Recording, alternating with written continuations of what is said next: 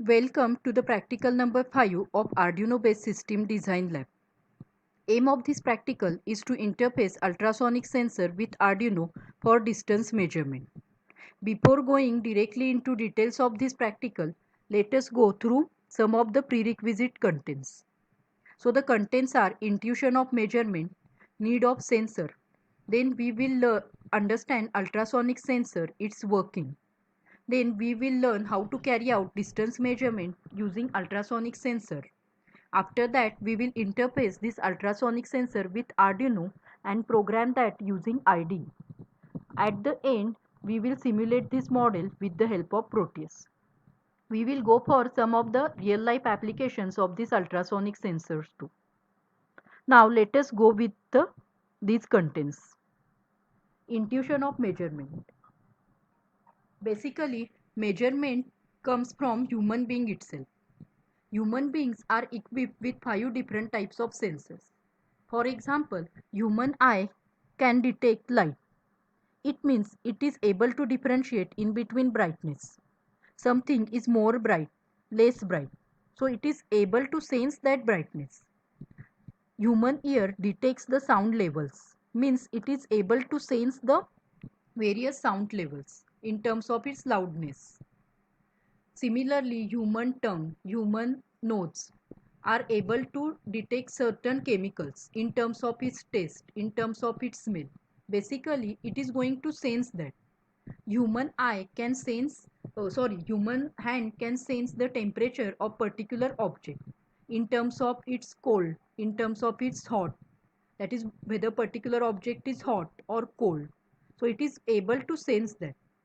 So all basically is the sensing. So human body is equipped with those qualities. But what if I want to design a system without human intervention?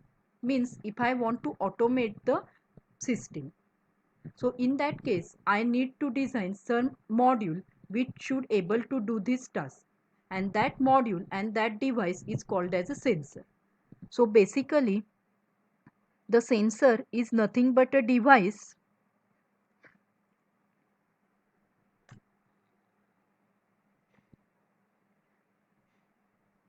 which is going to convert the physical quantity around us into some measurable quantity.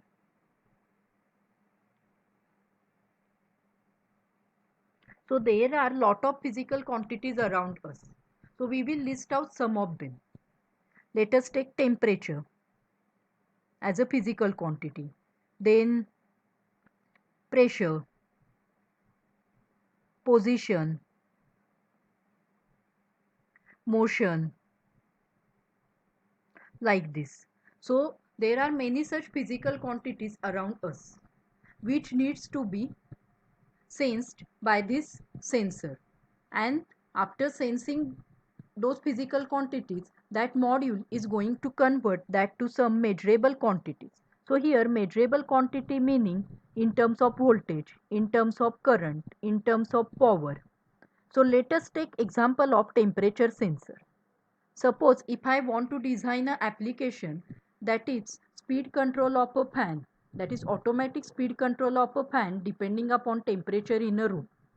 So in that case, I need to use temperature sensor which is able to sense the temperature in a room, and if a temperature is high, then the speed of the fan should be increased automatically, and if temperature is low, then speed of a fan should be decreased automatically.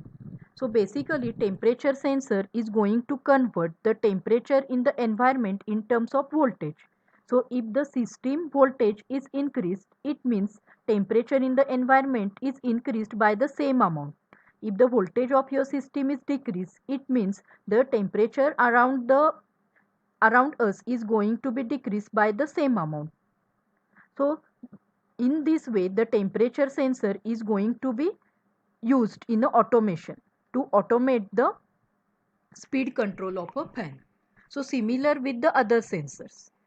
So here you will get the significance of the sensor, because without the use of sensor, automation will not be possible. So there must be question in your mind that whether single sensor can able to do this task. Obviously not, because the technology and the basic working principle of sensing is going to be different for different quantity. The principle used for temperature sensing will not be used for motion sensing. Obviously not. So if you Google for this, you will get lot of varieties of sensor for lot of physical quantities. So nowadays almost there are sensors available which can able to sense almost every physical quantity around us, so that the automation industries are growing fast. So aim of this practical is to measure the distance, means our physical quantity in this case is distance. So let us understand that. That is, here we are going to carry out distance measurement with the help of ultrasonic sensor. So before going into details of this, let us understand about what is ultrasonic sensor.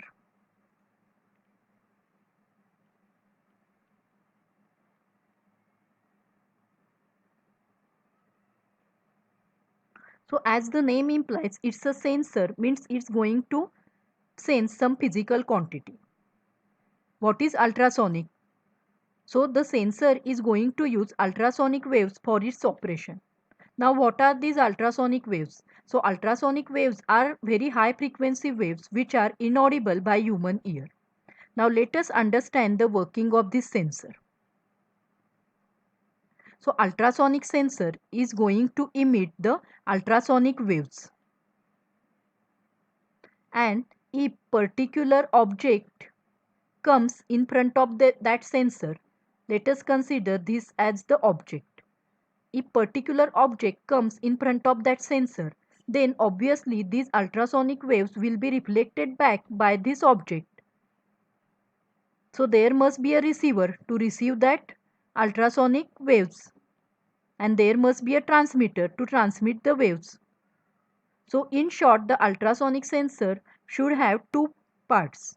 One will be transmitter to transmit the or to emit the ultrasonic waves, and if the object comes in front of the sensor, then it is going to reflect back that waves. So in order to measure that reflection, there must be a receiver present in the ultrasonic sensor, and depending upon this travel time of this ultrasonic wave, this is nothing but the travel time of ultrasonic waves. So this will be forward and this will be backward. So this will be emission, this will be reflection. So depending upon this travel time, the distance of the object from the sensor is going to be calculated using the traditional formula of distance is equal to speed into time. So how to carry out this distance measurement? We will look into the latter part. But first of all, understand the ultrasonic sensor. So in this practical, we are going to use HCSR04 model of ultrasonic sensor. So this picture shows the how the ultrasonic sensor is going to look physically. The sensor consists of these two circles. So it is going to look like a speaker if you see this model physically. So one is for transmitter as discussed earlier, which is able to emit the ultrasound. One is for receiver, which is able to receive the reflected sound waves back. So along with this model has 4 pins. One is VCC.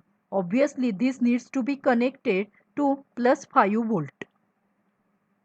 Then other pin is ground. This needs to be grounded. The other two pins are trigger pin and echo pin.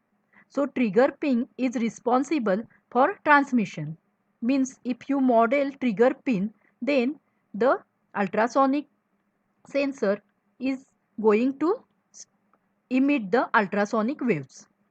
An echo pin is generally configured with receiver. So you have to monitor the echo pin in order to get the reflection or in order to get the total travel time of your ultrasound in the air. So trigger and echo, these are nothing but the pins that needs to be modeled to use this sensor. So trigger basically used for emission of the ultrasound wave, and echo basically is used for reception. So how to configure this pin we will see now. So before going to use any sensor, it is a practice to first of all go for the data sheet of that sensor. So what basically a data sheet is? So data sheet tells everything about that particular component or particular sensor. That is, what are permissible values of that sensor, what is its permissible limit of voltage, current, like that. So before going to use any component, it's necessary to read the data sheet.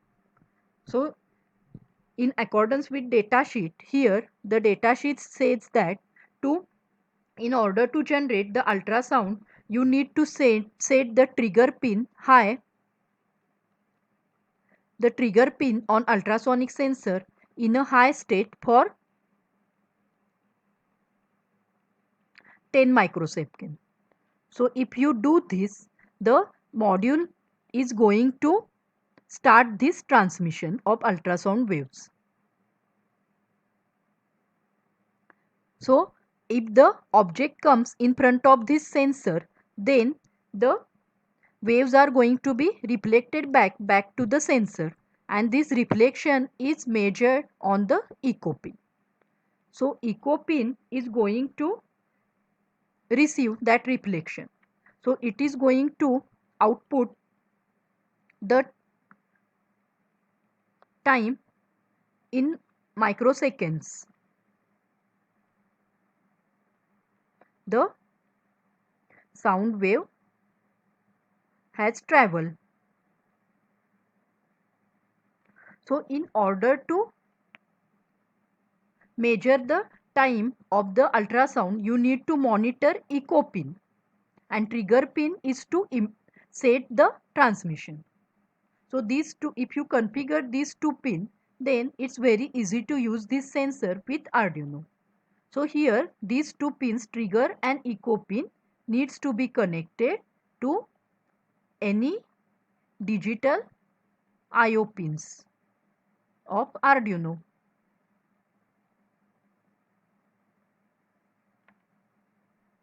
So this is nothing but the configuration. So in order to interface this sensor with Arduino Uno, you need to first of all connect plus 5 volt to this VCC, ground the ground pin of the ultrasonic sensor to ground of Arduino, and then connect trigger and echo pin to any two pins of your digital IO pins of Arduino. So now you will get the connection and total configuration. So now we will look how the distance measurement is going to be carried out using this sensor. So as I told you, that traditional formula of distance equal to speed into time is going to be used. So let us take example. That is, this is nothing but my sensor,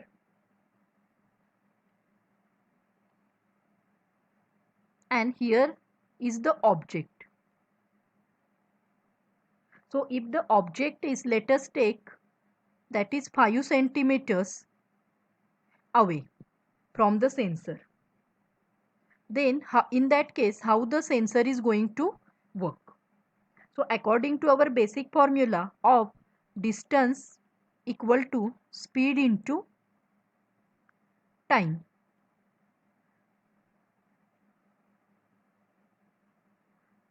So here what will be the time then? So obviously time will be equal to distance divided by speed. So what is this distance? We already know, that is distance from the object to the sensor is 5. Then what will be the speed?